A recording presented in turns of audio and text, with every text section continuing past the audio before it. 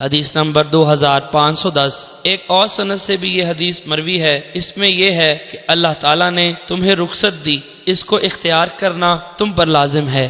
راوی کہتے ہیں میں نے ان سے دوبارہ پوچھا تو ان کو یہ جملہ یاد نہ تھا۔ حدیث نمبر 2511۔ حضرت ابو سعید خدری رضی اللہ عنہ سے مروی ہے، فرماتے ہیں ہم 16 رمضان کو رسول اکرم صلی اللہ علیہ وسلم کے ہمراہ جہاد کے لیے گئے تو ہم میں سے بعض لوگ روزے سے تھے اور بعض کا روزہ نہیں تھا، تو روزہ دار نے اور روزہ چھوڑنے والے نے روزہ دار کی مذمت نہ کی۔ حدیث نمبر 2512۔ ایک اور سند سے بھی یہ روایت مروی ہے اور تاریخ میں راویوں کا اختلاف ہے۔ تیمی عمر بن عامر اور حشام کی روایت میں 18 تاریخ ہے، سعید کی روایت میں 12 اور شعبہ کی روایت میں 17 یا 19 تاریخ ہے۔